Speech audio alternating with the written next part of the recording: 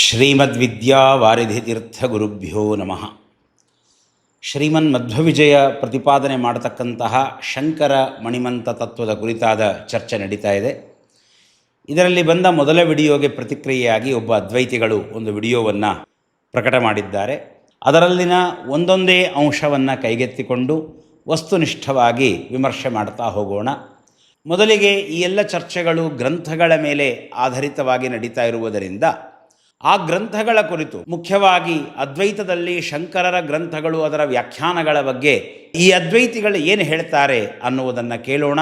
ಅದ್ವೈತಿಗಳ ನಡೆ ನುಡಿ ಯಾವತ್ತಿಗೂ ಒಂದಾಗಲಿಕ್ಕೆ ಸಾಧ್ಯವಿಲ್ಲ ಅನ್ನೋದನ್ನು ನಾವು ಇಲ್ಲಿ ತಿಳಿಯೋಣ.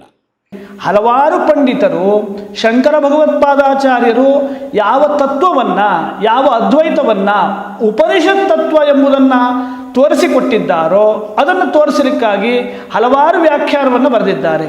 ಅದು ಭಾಮತಿ ಪ್ರಸ್ಥಾನ ಇರಬಹುದು, ವಿವರಣ ಪ್ರಸ್ಥಾನ ಇರಬಹುದು, ಹಲವಾರು ವ್ಯಾಖ್ಯಾನಗಳು ಬಂದಿದ್ದಾವೆ. ಆ ಎಲ್ಲ ವ್ಯಾಖ್ಯಾನಕಾರರು ಅವರೇನು ಬುದ್ಧಿ ಇಲ್ಲದೆ ಇರುವಂಥವರಲ್ಲ. ಸುಮ್ಮನೆ ಶಂಕರಾಚಾರ್ಯರು ಹೇಳಿದರು ಅದನ್ನು ನಾವು ಒಪ್ಪಬೇಕು ಅಂತ ಅವರು ತಿಳ್ಕೊಂಡಿದ್ದಲ್ಲ. ಈಗ ಏನು ಮಾಧ್ವ ಸಿದ್ಧಾಂತದಲ್ಲಿ ನಮಗೆ ಗುರುಗಳಾದಂಥವರು ಆನಂದ ತೀರ್ಥರು, ಮಧ್ವಾಚಾರ್ಯರು, ಅವರು ಹೇಳಿದ್ದನ್ನು ನಾವು ಒಪ್ಪಬೇಕು ಅಂತ ಒಪ್ತಾರೆ ಹೊರತು ವಿಚಾರ ಮಾಡಿದಾಗ ಅದು ಸಾರವಿಲ್ಲದೆ ಇರುವಂತಹ ತತ್ವ ಎಂಬುದು ಅವರಿಗೆ ಗೊತ್ತಾಗತ್ತೆ. ಆದರೂ ಅವರಿಗೆ ಅನಿವಾರ್ಯ, ಏಕೆ, ನಮ್ಮ ಗುರುಗಳು ಹೇಳಿದ್ದಾರೆ ಅಂತ ಒಪ್ತಾರೆ. ಆದರೆ ಯಾವ ಅದ್ವೈತ ಪರಂಪರೆ ಇದೆಯೋ ಆ ಪರಂಪರೆ ಅಂತಹ ಪರಂಪರೆಯೇ ಅಲ್ಲ. ಏಕೆಂದರೆ ಭಾಮತೀಕಾರರು, ಯಾವ ವಾಚಸ್ಪತಿ ಮಿಶ್ರರಿದ್ದಾರೋ ಅವರು 6 ದರ್ಶನಗಳನ್ನು ಅತ್ಯಂತ ಚೆನ್ನಾಗಿ ಓದಿ ಎಲ್ಲ ದರ್ಶನಗಳ ಪರಮ ತಾತ್ಪರ್ಯ ಇರುವುದು ಅದ್ವೈತದಲ್ಲಿ ಎಂಬಂಥದ್ದನ್ನು ಮನಗಂಡು ಭಾಮತಿ ಪ್ರಬಂಧವನ್ನು ಬರೆದಿದ್ದಾರೆ. ಹಾಗಿದ್ದರೆ ಅಂತಹ ಪಂಡಿತರು ಅದ್ವೈತವನ್ನು ಪ್ರತಿಪಾದಿಸುವಂತಹ ಶಂಕರ ಭಗವತ್ಪಾದಾಚಾರ್ಯರ ಭಾಷ್ಯದ ವ್ಯಾಖ್ಯಾನವನ್ನು ಏಕೆ ಮಾಡ್ತಾ ಇದ್ರು? ಅದೇ ಪರಮ ತಾತ್ಪರ್ಯ ಅಂತ ಅತ್ಯಂತ ಗೌರವದಿಂದ ಏಕೆ ಭಾಮತಿ ಪ್ರಬಂಧವನ್ನು ಬರೀತಾ ಇದ್ರು? ಮೊದಲಿಗೆ ಇವರು ಹೇಳಿದರು, ನಾವು ಶ್ರೀಮನ್ ಮಧ್ವ ಸಿದ್ಧಾಂತದವರು ಬ್ಲೈಂಡ್ ಆಗಿ ಫಾಲೋ ಮಾಡ್ತೇವಂತೆ. ಯಾವ ಮಾಯಾವಾದಿಗಳ ಸ್ವರೂಪದ ಕುರಿತಾಗಿ ತಿಳಿಸಿಕೊಟ್ಟ ಮಹಾನುಭಾವರಿದ್ದಾರೆ ಶ್ರೀಮತ್ ತ್ರಿವಿಕ್ರಮ ಪಂಡಿತಾಚಾರ್ಯರು, ಅವರ ಜೀವನವೇ ಇದಕ್ಕೆ ಉತ್ತರವಾಗ್ತದೆ. ಮೊದಲಿಗೆ ಶ್ರೀಮತ್ ತ್ರಿವಿಕ್ರಮ ಪಂಡಿತಾಚಾರ್ಯರು ಆಚಾರ್ಯರ ಗ್ರಂಥಗಳನ್ನು ತಮ್ಮ ಮನೆಯಲ್ಲಿದ್ದು ಪೂರ್ಣವಾಗಿ ಅಧ್ಯಯನವನ್ನು ಮಾಡ್ತಾರೆ. ಅಧ್ಯಯನ ಮಾಡಿದ ತಕ್ಷಣ ಅದನ್ನು ಸ್ವೀಕಾರ ಮಾಡುವುದಿಲ್ಲ. ಅಪಿನ ತಸ್ಯ ಮತಂ ಸಹ ಸಾಧದೆ ನನು ವಿಮೃಶ್ಯ ಕೃತಿ ಕುರುತೆ ಖಿಲಂ. ಸರಿಯಾದ ಮಾರ್ಗ ಪ್ರತಿಯೊಂದನ್ನು ವಿಮರ್ಶೆ ಮಾಡಿ ಸ್ವೀಕಾರ ಮಾಡುವುದು. ಹೀಗಾಗಿ ಶ್ರೀಮತ್ ತ್ರಿವಿಕ್ರಮ ಪಂಡಿತಾಚಾರ್ಯರು ಆಚಾರ್ಯರ ಗ್ರಂಥಗಳನ್ನು ಪರಿಪೂರ್ಣವಾಗಿ ಅಧ್ಯಯನ ಮಾಡ್ತಾರೆ ಮೊದಲಿಗೆ. ಅದಾದ ಬಳಿಕ ಆಚಾರ್ಯರನ್ನು ಹತ್ತಿರದಿಂದ ಕಾಣ್ತಾರೆ, ಆಚಾರ್ಯರ ಚರ್ಯೆಯನ್ನು, ಆಚಾರ್ಯರ ಶಿಷ್ಟಾಚಾರಗಳನ್ನು ಕಾಣ್ತಾರೆ.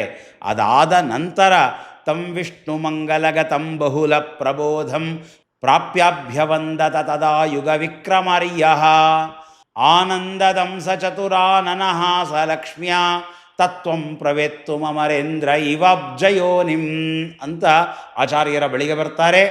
ಇದು 13ನೆಯ ಸರ್ಗದ ಕಡೆಯಲ್ಲಿ ಬರುವ ಮಾತು. 14ನೆಯ ಸರ್ಗದಲ್ಲಿ ಆಚಾರ್ಯರ ದಿನಚರಿಯ ವರ್ಣನೆ ಇದೆ. ಯಾಕೆಂದರೆ ಶ್ರೀಮತ್ ತ್ರಿವಿಕ್ರಮ ಪಂಡಿತಾಚಾರ್ಯರು ಹತ್ತಿರದಲ್ಲಿ ನಿಂತು ಎಲ್ಲವನ್ನ ಗಮನಿಸ್ತಾರೆ. ಆಚಾರ್ಯರು ಅಹೋರಾತ್ರಗಳನ್ನು ಯಾವ ರೀತಿಯಾಗಿ ಕಳೀತಾರೆ, ಎಷ್ಟು ಪರಿಶುದ್ಧರು ಅನ್ನೋದನ್ನು ನಿರ್ಣಯ ಮಾಡಿಕೊಂಡು ಆನಂತರ ಅವರ ಜೊತೆಯಲ್ಲಿ ವಾದಕ್ಕೆ ಸಿದ್ಧರಾಗ್ತಾರೆ. ಸಪ್ತಾಷ್ಟಾನಿ ದಿನಾನ್ಯೇವಂ ವಾದಂ ಕೃತ್ವಾ ಸಹಾಮುನ. 15 ದಿವಸಗಳ ಕಾಲ ವಾದ ನಡೀತದೆ. ನಮ್ಮ ಶ್ರೀಮದ್ ಆನಂದತೀರ್ಥ ಭಗವತ್ಪಾದಾಚಾರ್ಯರು ನಿರುತ್ತರಂಚ ನಿಶ್ಚೋದ್ಯಂಚಕ್ರೇ ಚಕ್ರಾಯುಧ ಪ್ರಿಯ. ಆ ಶ್ರೀಮತ್ ತ್ರಿವಿಕ್ರಮ ಪಂಡಿತಾಚಾರ್ಯರ ಬಳಿಯಲ್ಲಿ ಯಾವ ಸಂಶಯ ಪ್ರಶ್ನೆಗಳು ಉಳಿಯದ ಹಾಗೆ ಮಾಡುತ್ತಾರೆ. ತಾವು ಕೇಳಿದ ಯಾವ ಪ್ರಶ್ನೆಗಳಿಗೂ ಪಂಡಿತಾಚಾರ್ಯರ ಬಳಿಯಲ್ಲಿ ಉತ್ತರವಿರುವುದಿಲ್ಲ. ಆಗ ಪಂಡಿತಾಚಾರ್ಯರು ಪ್ರಣಮ್ಯಾಚಷ್ಟ ಶಿಷ್ಟೋಸೋ ಕ್ಷಮ್ಯತಾಂ ನಾಥಚಾಪಲಂ ಪದಪದ್ಮರಜೋದಾಸ್ಯಂ ಧ್ರುವಮ್ಮೆ ದೀಯತಾಮಿತಿ. ನಿಮ್ಮ ಪಾದಪದ್ಮದ ದಾಸ್ಯವನ್ನು ನೀಡಿ ಅಂತ ಪಂಡಿತಾಚಾರ್ಯರು ಕಾಲಿಗೆ ಬಿದ್ದು ಶಿಷ್ಯತ್ವವನ್ನು ವಹಿಸ್ತಾರೆ. ಆಗ ವ್ಯಾಖ್ಯಾಂ ಭಾಷ್ಯಸ್ಯ ಭೂಯೋದೇಹಿ ಶ್ರವಣಂ ಸೂರಿನಂದನಃ ಸಂತಃ ಪ್ರೀತಿಮ ಸಂತೋನ್ಯಾಂ ಸಮಮಾರೇಭಿರೇ ತತಃ. ಆಚಾರ್ಯರು ಶ್ರೀಮದ್ ಭಾಷ್ಯದ ವ್ಯಾಖ್ಯಾನವನ್ನು ಆರಂಭ ಮಾಡ್ತಾರೆ. ಅವರಿಗೆ ಪಾಠ ಹೇಳಲಿಕ್ಕೆ ಆರಂಭ ಮಾಡ್ತಾರೆ, ಪಾಠ ಕೇಳಲಿಕ್ಕೆ ಆರಂಭ ಮಾಡ್ತಾರೆ. ನಮ್ಮ ಶ್ರೀಮತ್ ಸುಬ್ರಹ್ಮಣ್ಯ ಸೂರಿ ಪಂಡಿತರ ಮಕ್ಕಳಾದಂತಹ ಶ್ರೀ ತ್ರಿವಿಕ್ರಮ ಪಂಡಿತಾಚಾರ್ಯರು. ಸಜ್ಜನರಿಗೆ ಸಂತೋಷವಾಗ್ತದೆ. ಅಸಜ್ಜನರು ಕುದ್ದು ಹೋಗ್ತಾರೆ. ಶ್ರೀಮದ್ ಆನಂದತೀರ್ಥ ಭಗವತ್ಪಾದಾಚಾರ್ಯರ ಕಾಲದಲ್ಲಿಯೇ ಅವರ ಗ್ರಂಥಗಳನ್ನು ಓದಿ ಅವರನ್ನು ಹತ್ತಿರದಿಂದ ಕಂಡು ಅವರನ್ನೂ ಸಹಿತ ಇವರು ಶುದ್ಧರೋ ಅಶುದ್ಧರೋ ಅಂತ ಪರೀಕ್ಷೆ ಮಾಡಿ ಪರಮಶುದ್ಧರು ಅಂತ ನಿರ್ಣಯ ಮಾಡಿಕೊಂಡು ಅವರ ಜೊತೆಯಲ್ಲಿ ವಾದ ಮಾಡಿ ಸಕಲ ಪ್ರಶ್ನೆಗಳಿಗೆ ಉತ್ತರ ಪಡೆದು ಅವರು ಮಾಡಿದ ಪ್ರಶ್ನೆಗಳಿಗೆ ತಮ್ಮ ಬಳಿ ಉತ್ತರವಿಲ್ಲ ಅನ್ನುವುದನ್ನು ತಿಳಿದುಕೊಂಡು ಅವರ ದಾಸ್ಯವನ್ನು ಶಿಷ್ಯತ್ವವನ್ನು ವಹಿಸಿದವರು ನಮ್ಮ ಶ್ರೀಮತ್ ತ್ರಿವಿಕ್ರಮ ಪಂಡಿತಾಚಾರ್ಯರು. ನಮ್ಮ ಶ್ರೀಮನ್ ಮಧ್ವ ಸಿದ್ಧಾಂತ ಪರಮಮಂಗಲ ಸಿದ್ಧಾಂತ ಇವತ್ತಿಗೂ ಈ ಕ್ಷಣಕ್ಕೂ ಸಹಿತ ಶ್ರೀಮದಾಚಾರ್ಯರ ಸಿದ್ಧಾಂತವನ್ನು ಅನುಸರಣ ಮಾಡುವ ಏನು ಪರಮಶುದ್ಧ ಮಾಧ್ವರಿದ್ದಾರೆ ಅವರು ಪ್ರಶ್ನೆ ಮಾಡಿ ಉತ್ತರ ಪಡೆದುಕೊಂಡು ಆಚರಣೆಗಳನ್ನು ಮಾಡ್ತಾರೆ. ಅಶುದ್ಧವಾದ ಆಚರಣೆ ಅಂದರೆ ತ್ಯಾಗ ಮಾಡ್ತಾರೆ, ಶುದ್ಧವಾದದ್ದನ್ನು ಸ್ವೀಕಾರ ಮಾಡ್ತಾರೆ. ಈಗ ಅದ್ವೈತಿಗಳ ಕ್ರಮವನ್ನು ನೋಡೋಣ ಬನ್ನಿ. ಅದ್ವೈತಿಗಳಲ್ಲಿ ಅನುಭೂತಿ ಸ್ವರೂಪಾಚಾರ್ಯರು ಅಂತ ಆಗಿ ಹೋಗಿದ್ದಾರೆ. 12ನೆಯ ಶತಮಾನದ ಆಸುಪಾಸಿನಲ್ಲಿ ಆಗಿ ಹೋದವರು. ಶ್ರೀಹರ್ಷನ ಮೇಲೆ ಬಹಳ ಗೌರವವಿರುವವರು. ಶ್ರೀಹರ್ಷನ ಖಂಡನ ಖಂಡಕಾದ್ಯಕ್ಕೆ ಶಿಷ್ಯಹಿತೈಷಿಣಿ ಅಂತ ಗ್ರಂಥವನ್ನು ರಚನೆ ಮಾಡಿದ್ದಾರೆ. ಇನ್ನೂ ಅನೇಕ ಗ್ರಂಥಗಳ ರಚನೆ ಮಾಡಿದ್ದಾರೆ. ಅದರಲ್ಲಿ ಶಂಕರರ ಬ್ರಹ್ಮಸೂತ್ರಗಳಿಗೆ ಪ್ರಕಟಾರ್ಥ ವಿವರಣ ಅಂತ ನೇರವಾಗಿ ಒಂದು ವ್ಯಾಖ್ಯಾನವನ್ನು ರಚನೆ ಮಾಡಿದ್ದಾರೆ. ಈ ಅನುಭೂತಿ ಸ್ವರೂಪಾಚಾರ್ಯರ ಎಲ್ಲ ಕೃತಿಗಳಲ್ಲಿ ಅತ್ಯಂತ ಮೇರುಕೃತಿ ಅಂತ ಶಾಂಕರರು ಇದನ್ನು ಹೊಗಳಿಕೊಳ್ಳುತ್ತಾರೆ. ಶಂಕರ ಸಿದ್ಧಾಂತದ ಅನೇಕ ಸೂಕ್ಷ್ಮ ವಿಷಯಗಳನ್ನು ನಾವು ಈ ಗ್ರಂಥದಲ್ಲಿ ಕಾಣುತ್ತೇವೆ. ದ್ವೈತಾದ್ವೈತ ಚರ್ಚೆಯಲ್ಲಿ ಅನೇಕ ಬಾರಿ ಈ ಗ್ರಂಥಗಳ ಉದಾಹರಣೆಯನ್ನು ನಾನು ನಿಮಗೆ ನೀಡ್ತಾ ಹೋಗ್ತೇನೆ. ಈ ಗ್ರಂಥದಲ್ಲಿ ಬರುವಂತಹ ಒಂದು ಮಾತು, ಶಾಂಕರ ಭಾಷ್ಯಕ್ಕೆ ಅರ್ಥವನ್ನು ಹೇಳ್ತಾ ಈ ಅನುಭೂತಿ ಸ್ವರೂಪಾಚಾರ್ಯರು ಈಗ ಈ ಅದ್ವೈತಿ ಶಾಸ್ತ್ರಿಗಳು ಹೊಗಳಿದ್ರಲ್ಲ, ಬಹುವಾಗಿ ಹೊಗಳಿದ್ರು ನೋಡ್ರಿ ಭಾಮತೀಕಾರರನ್ನು. ಅವರು ಆ ವ್ಯಾಖ್ಯಾನಕಾರರೇನು ದಡ್ಡರ? ಆ ವ್ಯಾಖ್ಯಾನಕಾರರು ರಚನೆ ಮಾಡಿದ್ದಾರೆ, ಅವರೆಲ್ಲ ವ್ಯಾಖ್ಯಾನ ಮಾಡಿದ್ದಾರೆ, ಅದಕ್ಕಾಗಿ ಅದ್ವೈತ ಸಿದ್ಧಾಂತ ದೊಡ್ಡದು ಅಂದ್ರಲ್ಲ. ಆ ಅದ್ವೈತ ಶಿಖಾಮಣಿಗಳಾದ ವಾಚಸ್ಪತಿಗಳ ಬಗ್ಗೆ ಮತ್ತೊಬ್ಬ ಅದ್ವೈತ ಶಿಖಾಮಣಿಗಳಾದಂತಹ ಅನುಭೂತಿ ಸ್ವರೂಪಾಚಾರ್ಯರು ಮಾತನಾಡಿದ್ದಾರೆ. ಶತಮಾನಗಳ ಹಿಂದೆಯೇ ಮಾತನಾಡಿದ್ದಾರೆ. ಅವರ ಮಾತನ್ನು ಓದ್ತೇನೆ, ತೋರಿಸ್ತಾ ಇದ್ದೇನೆ, ನೋಡಿ ಎಂತಹ ಮಾತುಗಳನ್ನು ಆಡಿದ್ದಾರೆ ಅಂತ. ವಾಚಸ್ಪತಿಸ್ತು ಭಾಮತಿ ಅನ್ನುವ ಕೃತಿಯನ್ನು ಬರೆದಂತಹ ಅವರ ಹೆಸರು ವಾಚಸ್ಪತಿ ಮಿಶ್ರ ಅಂತ. ಆ ವಾಚಸ್ಪತಿ ಮಿಶ್ರರು ಮಂಡನ ಪೃಷ್ಠಸೇವಿ. ಪೃಷ್ಠ ಅಂದರೆ ಗೊತ್ತಲ್ಲ, ಇಡೀ ಸಮಾಜಕ್ಕೆ ಯಾವ ಭಾಗವನ್ನು ಪೃಷ್ಠ ಅಂತ ಕರಿತೇವೆ ಅಂತ. ಮಂಡನ ಪೃಷ್ಠಸೇವಿ, ಮಂಡನ ಮಿಶ್ರರ ಪೃಷ್ಠ ಸೇವನೆ ಮಾಡುವವರು. ಇದರ ಕನ್ನಡ ಅನುವಾದ ನೀವೇ ಮಾಡಿಕೊಳ್ಳಿ. ಶಾಂಕರರ ಭಾಷೆ ಹೇಗಿದೆ ಅನ್ನೋದಕ್ಕೆ ತೋರಿಸಿಕೊಡ್ತಾ ಇದ್ದೇನೆ. ಮಂಡನ ಪೃಷ್ಠಸೇವಿ ಸೂತ್ರಭಾಷ್ಯಾರ್ಥ ಅನಭಿಜ್ಞ. ಇವರು ಹೇಳಿದ್ರು ಶಂಕರರ ಸಿದ್ಧಾಂತವನ್ನು ಓದಿ ಸರಿ ಇದೆ ಅಂತ ನಿರ್ಣಯ ಮಾಡಿಕೊಂಡು ಅವರು ಗ್ರಂಥಗಳ ರಚನೆ ಮಾಡಿದ್ದಾರೆ, ವ್ಯಾಖ್ಯಾನಗಳ ರಚನೆ ಮಾಡಿದ್ದಾರೆ ಅಂತ. ಇನ್ನೊಬ್ಬ ವ್ಯಾಖ್ಯಾನಕಾರರು ಹೇಳ್ತಾರೆ ಸೂತ್ರಭಾಷ್ಯಾರ್ಥ ಅನಭಿಜ್ಞ. ವಾಚಸ್ಪತಿ ಮಿಶ್ರರಿಗೆ ಸೂತ್ರಭಾಷ್ಯದ ಅರ್ಥವೂ ಆಗಿಲ್ಲ. ಈ ಮಾತು ದ್ವೈತಾದ್ವೈತ ಚರ್ಚೆಯಲ್ಲಿ ಒಂದು ಬಾರಿಯಲ್ಲ, ಎರಡು ಬಾರಿಯಲ್ಲ, 100 ಬಾರಿ ಮನವರಿಕೆಯಾಗ್ತದೆ. 100 ಬಾರಿ. ಭಾಮತೀಕಾರರಿಗೆ ಶಂಕರರ ಅಭಿಪ್ರಾಯ ಅರ್ಥವಾಗಿಲ್ಲ ಅಂತ ನಾವು ಹೇಳೋದಷ್ಟೇ ಅಲ್ಲ, ಮತ್ತೊಬ್ಬ ಶಾಂಕರರು ಅದ್ವೈತಿಗಳು ಹೇಳಿದ್ದಾರೆ ನೋಡಿ. ಸೂತ್ರ ಭಾಷ್ಯಾರ್ಥ ಅನಭಿಜ್ಞ ಸಮನ್ವಯ ಸೂತ್ರೇ ಶ್ರವಣಾದಿ ವಿಧಿಂ ನಿರಾಚಚಕ್ಷೆ. ಯಾಕಪ್ಪ ಸೂತ್ರಭಾಷ್ಯಾರ್ಥ ಅನಭಿಜ್ಞ ಅಂತ ಕರಿತೀರಿ ಅವರನ್ನು? ಮಂಡನ ಮಿಶ್ರ ಪೃಷ್ಠಸೇವಿ ಅಂತ ಯಾಕೆ ಕರಿತೀರಿ ಅಂದರೆ, ಸಮನ್ವಯ ಸೂತ್ರದಲ್ಲಿ ಶ್ರವಣಾದಿ ವಿಧಿಗಳನ್ನು ನಿರಾಕರಣ ಮಾಡಿಬಿಟ್ರವರು. ದ್ರಷ್ಟವ್ಯ ಶ್ರೋತವ್ಯ ಅಂತೇನು ಶ್ರುತಿ ಇದೆಯಲ್ಲ, ಆ ಶ್ರುತಿಯ ಬಗ್ಗೆ ಬಹಳ ಗೊಂದಲ ಇದೆ ಈ ಅದ್ವೈತಿಗಳಲ್ಲಿ. ತೆಗೆದು ತೋರಿಸ್ತೇನೆ, ಪ್ರತಿಯೊಂದನ್ನು ತೋರಿಸಿಕೊಡ್ತೇನೆ ನಾನು. ಇಲ್ಲಿ ಅದರ ಚರ್ಚೆಯನ್ನು ಈಗ ನಾನು ಮಾಡುವುದಿಲ್ಲ, ಅದರ ಬಗ್ಗೆ ಇವರುಗಳು ಮಾತಾಡಿರೋದನ್ನು ತೋರಿಸ್ತಾ ಇದ್ದೇನೆ. ಅತ್ರತೂ ತದ್ವಿಧಿ ಮೂರೀ ಚಕ್ರೆ. ಸಮನ್ವಯಾಧಿಕರಣದಲ್ಲಿ ಶ್ರವಣಾದಿ ವಿಧಿಗಳನ್ನು ನಿರಾಕರಣೆ ಮಾಡಿದ್ರು, ಈ ಅಧಿಕರಣದಲ್ಲಿ ಬಂದು ಅದರ ವಿಧಿಯನ್ನು ಒಪ್ತಾ ಇದ್ದಾರೆ. ಅಹೋಬತಾಸ್ಯ ಪಾಂಡಿತ್ಯಂ. ಓ ಏನಿವರ ಪಾಂಡಿತ್ಯ ನೋಡಿ, ಏನು ಮಾತಾಡ್ಕೊಂಡಿದ್ದಾರೆ. ಅಷ್ಟೇ ಅಲ್ಲ, ಇನ್ನು ಇಲ್ಲಿ ಮುಂದಕ್ಕೆ ಹೋಗ್ತಾರೆ ಇವರು. ಶ್ರವಣಾದೀನಾಂಚ ಸನ್ಯಾಸಾಶ್ರಮ ಧರ್ಮತ್ವ ತದ್ವಿಧಿಂ ನಿರಾಕುರ್ವನ್ ಸನ್ಯಾಸಾಶ್ರಮ ಯೈವ ದ್ವೇಷ್ಟೇ. ವಾಚಸ್ಪತಿ ಮಿಶ್ರರು ಗೃಹಸ್ಥರು. ಹೀಗಾಗಿ ಈ ಅನುಭೂತಿ ಸ್ವರೂಪಾಚಾರ್ಯ ಅಂತ ಸನ್ಯಾಸಿ ವೇಷದಲ್ಲಿರುವ ಅದ್ವೈತಿಗಳು ಅವರನ್ನು ತಿವಿತಾರೆ. ಶ್ರವಣಾದಿಗಳು ಸನ್ಯಾಸಾಶ್ರಮ ಧರ್ಮ, ಹೀಗಾಗಿ ಅದರ ವಿಧಿಯನ್ನು ನಿರಾಕರಣೆ ಮಾಡ್ತಾ ಇರುವ ವಾಚಸ್ಪತಿ ಮಿಶ್ರರು ಸನ್ಯಾಸಾಶ್ರಮವನ್ನೇ ದ್ವೇಷ ಮಾಡ್ತಾರೆ ಅಂತ ಅವರ ಮೇಲೆ ಕೆಂಡವನ್ನು ಕಾರ್ತಾರೆ. ಪ್ರಕಟಾರ್ಥ ವಿವರಣ ಅಂತ ಗ್ರಂಥ ಬರೆದ ಅನುಭೂತಿ ಸ್ವರೂಪಾಚಾರ್ಯರು. ಈ ಮಂಡನ ಪೃಷ್ಠ ಸೇವೆಯನ್ನು ಅದ್ಭುತ ಶಬ್ದ ಇದೆಯಲ್ಲ ಅದ್ವೈತಿಗಳದು, ಇದು ಒಂದು ಕಡೆಗಲ್ಲ, ಇದು ಕೇವಲ 12ನೇ ಶತಮಾನದಲ್ಲಿ ಹೇಳಿ ಮುಗಿಸಿದ್ದಲ್ಲ. ಇದು ಅನೇಕ ಬಾರಿ ಅದ್ವೈತಿಗಳಲ್ಲಿ ಈ ಮಾತು ಬರ್ತಾ ಹೋಗುತ್ತೆ. ಈ ಶತಮಾನದಲ್ಲೂ ಪ್ರತಿಧ್ವನಿಸಿದೆ. ಶಂಕರರ ಸಾಕ್ಷಾತ್ ಶಿಷ್ಯರು ಸುರೇಶ್ವರಾಚಾರ್ಯರು ಅನ್ನೋರು, ಆ ಉಭಯ ಭಾರತೀಯ ಗಂಡ ಇವರು ಶಂಕರರ ಶಿಷ್ಯರು.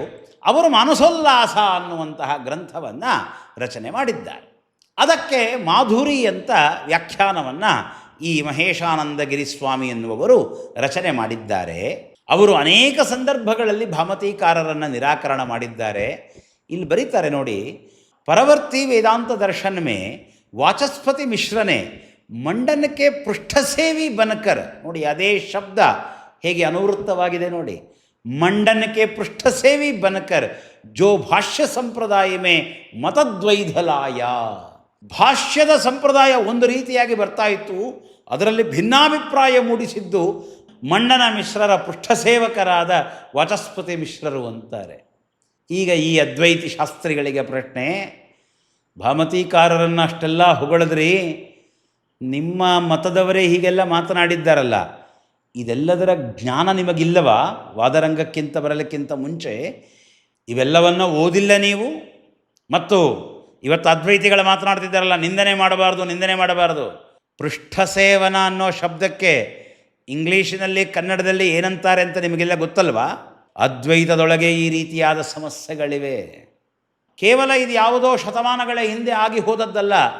ಈಗ ತಾನೇ ಏನು ಆ ಶಂಕರರ ಕ್ಷುದ್ರ ದೇವಿ ಉಪಾಸನೆಯನ್ನು ಹೇಳಿಕೊಡುವ ಕುತ್ಸಿತವಾದ ಸೌಂದರ್ಯ ಲಹರಿ ಇದೆ, ಅದನ್ನು ಮತ್ತು ಅದರ ವ್ಯಾಖ್ಯಾನಗಳನ್ನು ತೋರಿಸಿಕೊಟ್ಟಿದ್ದೆ. ಈ ರೀತಿಯಾಗಿ ಅದ್ವೈತಿಗಳು ತಮ್ಮ ವ್ಯಾಖ್ಯಾನಗಳನ್ನೇ ತ್ಯಾಗ ಮಾಡೋದು, ಬೈದುಕೊಳ್ಳೋದೇನಿದೆ, ಇದು ಶತಮಾನಗಳ ಹಿಂದೆ ನಡೆದದ್ದಲ್ಲ, ಒಂದು ದಿವಸದ ಹಿಂದೆ ಕೂಡ ನಡೆದಿದೆ. ನಾನೀಗ ಏನು ಆ ಶಂಕರರ ಕ್ಷುದ್ರ ದೇವಿ ಉಪಾಸನೆ ಇರುವ ಸೌಂದರ್ಯ ಲಹರಿ ಎನ್ನುವಂತಹ ಕುತ್ಸಿತ ಕೃತಿ ಇದೆ, ಅದರಲ್ಲಿರ್ತಕ್ಕಂತಹ ಸಮಸ್ಯೆಗಳನ್ನು ತೋರಿಕೊಡ್ಲಿಕ್ಕೆ ಆರಂಭ ಮಾಡಿದ್ದೇನೆ. ಆ ವಿಡಿಯೋಗೆ ಉತ್ತರವಾಗಿ ಯಾರೋ ಒಬ್ಬರು ಲೇಖನವನ್ನು ಬರೆಯಲಿಕ್ಕೆ ಆರಂಭ ಮಾಡಿದ್ದಾರೆ. ಅವರು ಹೇಳ್ತಾರೆ, ಆದರೆ ಇದಕ್ಕೆ ಕೆಲವು ಅಸದ್ವ್ಯಾಖ್ಯಾನಗಳು ಹೇಳಿರುವ. ಈ ಅದ್ವೈತಿ ಶಾಸ್ತ್ರಿಗಳು ಹೇಳ್ತಾ ಇದ್ದಾರೆ, ಪಂಡಿತರು ಅದ್ವೈತವನ್ನು ಸರಿ ಅಂತ ಒಪ್ಪಿ ಅದಕ್ಕೆ ವ್ಯಾಖ್ಯಾನಗಳನ್ನು ಮಾಡಿದ್ದಾರೆ ಅಂತ. ಈಗ ಈ ವ್ಯಕ್ತಿ ಬಂದು ಹೇಳ್ತಾ ಇದ್ದಾರೆ ಅವು ಅಸದ್ವ್ಯಾಖ್ಯಾನಗಳು ಅಂತ. ಯಾಕೆ ಇದು ಅಸದ್ವ್ಯಾಖ್ಯಾನಗಳು ಅಂತ ನಾನು ಬಂದು ತೋರಿಸಿಕೊಡುವವರೆಗೂ ಗೊತ್ತಿರಲಿಲ್ವ ನಿಮಗೆ? ಗೊತ್ತಿರಲಿಲ್ವಾ? ಅಸದ್ವ್ಯಾಖ್ಯಾನಗಳು ವಿಚಿತ್ರ ಅಂದರೆ ಏನು ಈ ಡಿಂಡಿಮ ಭಾಷ್ಯ, ಲಕ್ಷ್ಮೀಧರ ವ್ಯಾಖ್ಯಾನ ಮುಂತಾದವುಗಳಿದೆ, ಅವುಗಳಲ್ಲಿ ಹೇಳಿರತಕ್ಕಂತಹ ವಿಷಯಗಳನ್ನು ಅನುಷ್ಠಾನ ಮಾಡ್ತಾ ಇದ್ದಾರೆ. ಈಗಿನ ಶೃಂಗೇರಿ ಪೀಠಾಧಿಪತಿಗಳ ಸಹಿತ ತಮ್ಮ ಭಾಷಣಗಳಲ್ಲಿ ಅದನ್ನು ఉల్లేఖ ಮಾಡ್ತಾರೆ. దక్షిణామూర్తి స్తోత్రం ఉంది, సౌందర్యలహరి స్తోత్రంలో ఉండే ఒక్కొక్క శ్లోకము ఒక్కొక్క మంత్రానికి సమానం. ప్రతి ఒక్క శ్లోకానికి ఒక ఉపాసన ఉన్నది, ఒక యంత్రం ఉన్నది, ఒక విశేషమైనటువంటి పూజా పద్ధతి ఉంది. అటువంటి శ్లోకాలు అక్కడ ఉన్నటువంటి ఒక్కొక్కటి కూడా ಆ ವ್ಯಾಖ್ಯಾನಗಳಲ್ಲಿ ಬಂದ ಬೀಜಾಕ್ಷರಗಳು, ಬಂದ ಯಂತ್ರಗಳು, ಅವುಗಳ ಬಗ್ಗೆ ಉಲ್ಲೇಖ ಬರ್ತದೆ. ಈಗ ಇವರು ಅದನ್ನು ಅಸದ್ವ್ಯಾಖ್ಯಾನ ಅಂತ ಶುರು ಮಾಡಿದ್ದಾರೆ. ಯಾಕೆ? ಆ ಜಾರ ಅನ್ನುವ ಶಬ್ದ, ಬಲಾತ್ಕಾರ ಅನ್ನುವ ಶಬ್ದ, ಅವುಗಳನ್ನು ಉಳಿಸಿಕೊಳ್ಳಲಿಕ್ಕೆ ಸಾಧ್ಯವಿಲ್ಲ. ಅದ್ವೈತಿಗಳಿಗೆ ಮನವರಿಕೆಯಾಗಿದೆ ಈ ದಿವಸ. ಎಲ್ಲಿಯವರೆಗೆ ಅಂದರೆ ಇದು ಶಂಕರರ ಕೃತಿಯೇ ಇರಲಿಕ್ಕಿಲ್ಲ ಅನ್ನುವ ಮಟ್ಟಕ್ಕೆ ಹೊರಟಿದ್ದಾರೆ. ಈಗ ವಿದ್ವಾಂಸರಲ್ಲಿ ವಿವಾದವಿದೆ ಅಂತ. అదేవిధంగా శంకరాచార్యుల వారు రాసినటువంటి అద్భుతమైన స్తోత్రాలు సౌందర్యలహరి స్తోత్రం ఉంది. ಅದ್ವೈತ ಪೀಠಗಳ ಮುದ್ರಣ ಮಾಡಿವೆ. ಶೃಂಗೇರಿ ಮಠ ತನ್ನ ವೆಬ್ಸೈಟಿನಲ್ಲಿ ಅಧಿಕೃತವಾಗಿ ಮುದ್ರಣ ಮಾಡಿದೆ. ಇವರು ಹೇಳ್ತಾರೆ ಇನ್ನೂ ನಿರ್ಣಯವಾಗಿಲ್ಲ ಅಂತ ಅಂದುಬಿಟ್ಟು, ಸೌಂದರ್ಯ ಲಹರಿಯನ್ನೂ ಇವರು ತ್ಯಾಗ ಮಾಡಬೇಕು. ಶಂಕರರ ಛಾಂದೋಗ್ಯ ಭಾಷ್ಯ, ಸೂತ್ರ ಭಾಷ್ಯಗಳನ್ನು ತ್ಯಾಗ ಮಾಡಬೇಕು. ಇನ್ನೂ ಪಟ್ಟಿ ನೀಡ್ತೇನೆ, ನೀವು ತ್ಯಾಗ ಮಾಡ್ತಾ ಹೋಗಿ. ಅಸದ್ವ್ಯಾಖ್ಯಾನಗಳನ್ನು ಸರ್ವಥಾ ಸಮರ್ಥಿಸಿಕೊಳ್ಳೋದಿಲ್ಲ, ಸಾಧ್ಯವಿಲ್ಲ ನಿಮಗೆ. ನಿಮ್ಮ ಅದ್ವೈತಿಗಳು ಬರೆದಿರುವ ಆ ಕುತ್ಸಿತ ವ್ಯಾಖ್ಯಾನಗಳು ಎಂತಹ ಅಸದ್ವ್ಯಾಖ್ಯಾನ ಅಂದರೆ ಅದನ್ನು ಒಪ್ಪಿದರೆ ನೀವು ಸನಾತನ ಧರ್ಮದವರೇ ಅಲ್ಲ. ಅದನ್ನು ಬರೆದವರು ಸನಾತನ ಧರ್ಮಿಗಳಲ್ಲ, ಅದನ್ನು ಬರೆದವರು ಅಸಜ್ಜನರು. ಆ ವ್ಯಾಖ್ಯಾನಗಳು ಅಸದ್ವ್ಯಾಖ್ಯಾನ. ಇದನ್ನೇ ಹೇಳಬೇಕು ನೀವು. ಸಮರ್ಥನೆ ಮಾಡಿಕೊಳ್ಳಲಿಕ್ಕೆ ಸಾಧ್ಯವೇ ಇಲ್ಲ. ಅಂಥ ಅಸದ್ ವ್ಯಾಖ್ಯಾನ, ಅಸಜ್ಜನರು ಬರೆದ ಅಮಂಗಲವಾದ ವ್ಯಾಖ್ಯಾನ ನಿಮ್ಮ ಶಾಂಕರ ವ್ಯಾಖ್ಯಾನಗಳು. ಈ ಅದ್ವೈತ ಶಾಸ್ತ್ರಿಗಳು ಮಾತನಾಡ್ತಾರೆ, ಅಂಥ ಪಂಡಿತರು ಭಾಷ್ಯಕ್ಕೆ ವ್ಯಾಖ್ಯಾನ ಮಾಡಿದ್ದಾರಂತೆ, ಅದಕ್ಕಾಗಿ ಅದ್ವೈತ ಸರಿಯಂತೆ. ಇದಕ್ಕೆ ಕವಿ ಕಾಳಿದಾಸರು ಉತ್ತರವನ್ನು ಕೊಟ್ಟಿದ್ದಾರೆ, ಕೇಳಿ. ಪುರಾಣಮಿತ್ಯೇವ ನ ಸಾಧು ಸರ್ವಂ ನ ಚಾಪಿ ಕಾವ್ಯಂ ನವಮಿತ್ಯವದ್ಯಂ ಸಂತಃ ಪರೀಕ್ಷಾನ್ಯತರದ್ಭಜಂತೆ ಮೂಢ ಪರ ಪ್ರತ್ಯಯ ನೇಯ ಬುದ್ಧಿ. ಪುರಾಣಮಿತ್ಯೇವ ನ ಸಾಧು ಸರ್ವಂ, ಹಳೆಯದು ಅಂದ ತಕ್ಷಣ ಎಲ್ಲವೂ ಒಳ್ಳೆಯದಲ್ಲ. 1200 ವರ್ಷಗಳ ಹಿಂದೆ ಬಂದುಬಿಟ್ಟಿದೆ, ಅದು ಹಳೆಯದು. 800 ವರ್ಷದ ಹಿಂದೆ ಬಂದದ್ದು ಹೊಸದು ಅಂತ ಮಾತನಾಡ್ತಾರಲ್ಲ, ಅವರಿಗೂ ಉತ್ತರ ಇದು. ಹಳೆಯದು ಅಂದ ತಕ್ಷಣ ಎಲ್ಲವೂ ಒಳ್ಳೆಯದಲ್ಲ. ನ ಚಾಪಿ ಕಾವ್ಯಂ ನವಮಿತ್ಯವದ್ಯಂ, ಹೊಸದು ಅಂದ ಮಾತ್ರಕ್ಕೆ ಅದು ದೋಷಯುಕ್ತವೂ ಆಗಿರಬೇಕಾಗಿಲ್ಲ. ಸಂತಃ ಪರೀಕ್ಷಾನ್ಯತರದ್ಭಜಂತೆ, ಸಜ್ಜನರೇನು ಮಾಡ್ತಾರೆ ನೋಡಿ, ಸಜ್ಜನರು ಅನ್ನುವ ಶಬ್ದ ಬಳಸಿದ್ದಾರೆ ಕಾಳಿದಾಸರು. ಸಜ್ಜನರು ಪರೀಕ್ಷಾ ಮಾಡಿ, ನನು ವಿಮೃಶ್ಯ ಕೃತಿ ಕುರುತೆ ಅಖಿಲಂ, ವಿಚಾರ ಮಾಡಿ ಯಾವುದು ಸರಿಯೋ ಅದನ್ನು ಸ್ವೀಕಾರ ಮಾಡ್ತಾರೆ. ಮೂಢ ಜನರು ಪರಪ್ರತ್ಯಯನೇಯ ಬುದ್ಧಿ. ಅಂಥ ದೊಡ್ಡ ವಾಚಸ್ಪತಿ ಮಿಶ್ರರಂತಹ ಪಂಡಿತರು ಭಾಷ್ಯಕ್ಕೆ ವ್ಯಾಖ್ಯಾನ ಮಾಡಿದ್ದಾರೆ ಅಂದಮೇಲೆ ಅದ್ವೈತ ಸರಿ ಇರಬೇಕು ಅಂತ ಪರಪ್ರತ್ಯಯನೇಯ ಬುದ್ಧಿ. ಅವರು ಯಾರೋ ಹೇಳಿದ್ದನ್ನು ಕೇಳಿಕೊಂಡು ತಮ್ಮ ಬುದ್ಧಿಯನ್ನು ಇಟ್ಕೊಳ್ತಾ ಇದ್ದಾರೆ, ಅವರು ಮೂಢರು. ಆ ಭಾಮತೀಕಾರರು ಯಾರು ಅಂದರೆ ಮಂಡನ ಪೃಷ್ಠಸೇವಿ ಸೂತ್ರಭಾಷ್ಯಾರ್ಥ ಅನಭಿಜ್ಞ ಅಂತ ಮತ್ತೊಬ್ಬ ಅದ್ವೈತಿಗಳೇ ಹೇಳ್ತಾರೆ. ಇದು ಅದ್ವೈತದ ಸಮಸ್ಯೆ. ನಾವು ಶ್ರೀಮನ್ಮಧ್ವ ಸಿದ್ಧಾಂತವನ್ನು ಅನುಸರಣೆ ಮಾಡುವವರು ಪರಿಶುದ್ಧವಾದ ಕ್ರಮದಲ್ಲಿ ನಡೀತೇವೆ. ಯಾವುದೇ ಮಾತು, ಅದು ಶ್ರೀಮದ್ ವೇದೋಪನಿಷತ್ತುಗಳಲ್ಲಿರಲಿ, ಶ್ರೀಮದ್ ಭಾರತದಲ್ಲಿರಲಿ, ಅಥವಾ ಶ್ರೀಮದ್ ಭಾಗವತಾದಿ ಪುರಾಣಗಳಲ್ಲಿರಲಿ, ಅಥವಾ ಈ ರೀತಿಯಾದ ಕಾಳಿದಾಸರ ಲೌಕಿಕ ಕಾವ್ಯಾದಿಗಳಲ್ಲಿರಲಿ, ಅಥವಾ ನಮ್ಮ ಶ್ರೀಮದ್ ಆಚಾರ್ಯರ ಪರಂಪರೆಯಲ್ಲಿ ಬಂದವರು ಅಂತ ಹೇಳಿಕೊಂಡವರೇ ರಚನೆ ಮಾಡಿದಂತಹ ಗ್ರಂಥಗಳಿರಲಿ, ನಮ್ಮ ಶ್ರೀಮದ್ ಆಚಾರ್ಯರ ಸತ್ಪರಂಪರೆಗಳಲ್ಲಿ ಬಂದ ಮಹಾನುಭಾವರು ರಚನೆ ಮಾಡಿದಂತಹ ಗ್ರಂಥಗಳಿರಲಿ, ಅವೆಲ್ಲವೂ ಶ್ರೀಮದ್ ಬ್ರಹ್ಮಸೂತ್ರಗಳಿಗೆ ಅನುಸಾರಿಯಾಗಿದೆಯಾ ಅಂತ ನಿರ್ಣಯ ಮಾಡಿಕೊಂಡು ನಾವು ಅದನ್ನು ಸ್ವೀಕಾರ ಮಾಡುತ್ತೇವೆ. ನಮ್ಮವರು ಹೇಳ್ಬಿಟ್ಟಿದ್ದಾರೆ ಒಪ್ಪಬೇಕು ಅಂತ ಒಪ್ಪುವವರಲ್ಲ ನಾವು. ಗುರುಕ್ತಮಪಿ ನಗ್ರಾಹ್ಯಂ ಯದನರ್ಥೇರ್ಥ ಕಲ್ಪನಂ, ಅನರ್ಥವನ್ನು ಅರ್ಥ ಅಂತ ಗುರುಗಳೇ ಹೇಳಿದರು, ನಾವು ಅದನ್ನು ಸ್ವೀಕಾರ ಮಾಡುವುದಿಲ್ಲ. ಶ್ರೀಮದ್ ಬ್ರಹ್ಮಸೂತ್ರಗಳು ಮಾಡಿದ ನಿರ್ಣಯದ ಅನುಸಾರಿಯಾಗಿಯೇ ಸಕಲ ಶಾಸ್ತ್ರಾರ್ಥಗಳನ್ನು ತಿಳಿಯುವ ಪರಮ ಮಂಗಲ ಪದ್ಧತಿಯನ್ನು ನಮ್ಮ ಶ್ರೀಮದ್ ಆನಂದತೀರ್ಥ ಭಗವತ್ಪಾದಾಚಾರ್ಯರು ನಮಗೆ ತೋರಿಸಿಕೊಟ್ಟಿದ್ದಾರೆ, ಆದೇಶ ಮಾಡಿದ್ದಾರೆ ನಮ್ಮ ಶ್ರೀಮದ್ ಆಚಾರ್ಯರು. ತಸ್ಮಾತ್ ಸೂತ್ರಾರ್ಥಮಾಗೃಹ್ಯ ಕರ್ತವ್ಯ ಸರ್ವನಿರ್ಣಯ. ಶ್ರೀಮದ್ ಬ್ರಹ್ಮಸೂತ್ರಗಳ ನಿರ್ಣಯವನ್ನಿಟ್ಟುಕೊಂಡೇ ಉಳಿದೆಲ್ಲ ನಿರ್ಣಯವನ್ನು ಮಾಡುವ ಪರಮ ಮಂಗಲ ಸಿದ್ಧಾಂತ ನಮ್ಮದು. ವಾಚಸ್ಪತಿ ಮಿಶ್ರರು ವ್ಯಾಖ್ಯಾನ ಮಾಡಿದ್ದಾರೆ, ಅದಕ್ಕಾಗಿ ಅದ್ವೈತ ಸರಿ ಅಂತ ಹೇಳುವವರು ಅದ್ವೈತಿಗಳು ಅಂತ ಹೇಳ್ತಾ, ಮತ್ತು ಕ್ಷುದ್ರ ದೇವಿಯ ಉಪಾಸನೆಯುಳ್ಳ ಏನು ಆ ಕುತ್ಸಿತವಾದ ಸೌಂದರ್ಯ ಲಹರಿ ಇದೆ, ಆ ಶಂಕರರ ಸೌಂದರ್ಯ ಲಹರಿಯ ಶಾಂಕರ ವ್ಯಾಖ್ಯಾನಗಳನ್ನು ಅಸದ್ ವ್ಯಾಖ್ಯಾನ ಅಂತ ಈಗಾಗಲೇ ಒಪ್ಪಿಕೊಂಡಿರುವಂತಹವರು ಅದ್ವೈತಿಗಳು ಅಂತ ಹೇಳ್ತಾ, ಇವರ ಈ ಪರಾಭವವನ್ನು ಇದೇ ರೀತಿಯಾಗಿ ದಾಖಲಿಸ್ತಾ ಹೋಗ್ತೇವೆ ಅಂತ ತಿಳಿಸ್ತಾ, ಗುರುವಂತರ್ಗತ ಮಧ್ವಾಂತರ್ಗತ ಶ್ರೀಕೃಷ್ಣಾರ್ಪಣಮಸ್ತು.